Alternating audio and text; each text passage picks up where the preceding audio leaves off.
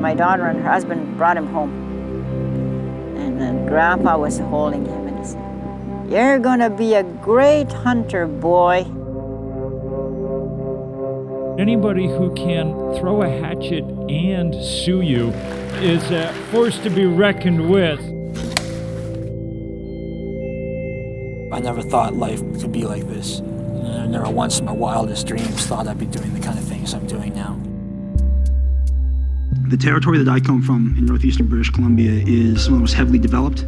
First they came for the trees, they came for the gold, they came for the fur, they came for the children, they came for the oil, they came for the gas. Then they started taking the water, and they're using the water to fracture the bones of Mother Earth.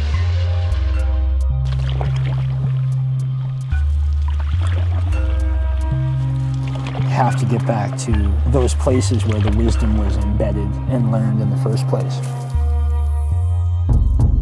We believe there is sufficient water in northeastern British Columbia to support current and future unconventional gas development. They are using and destroying massive amounts of water up there. Places that people have gone and fished for years, they're not finding fish anymore.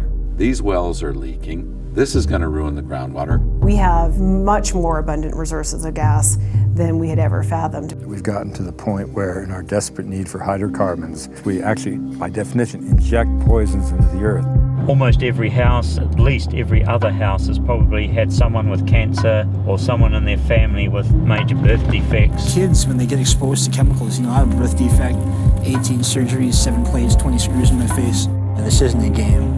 It's real people, real cultures.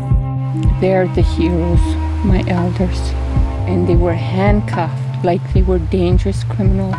We have this perceived enemy outside, but our fight is not with that enemy. Our fight is a psychological fight. Half of my family supports the industry and half works very actively against it. My brother has to take care of his family, so he's up there too. I think to some degree we are all fractured within ourselves.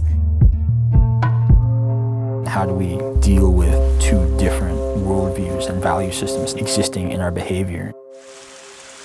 How do you defend your home when something much bigger and more powerful wants to take it and destroy it?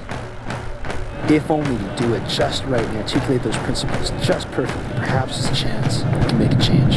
The reconciliation now is much bigger than just our two societies. It's about water and the ability we have as cultures and societies to mitigate our destructive behavior in the face of unknowns. The fundamental question for all people, native and non-native, what kind of world do we want to live in? If Canadians decide to refuse this impoverished vision of our country as the world's gas tank, we can be a game changer. I want to be the tip of the spear, at least a part of it.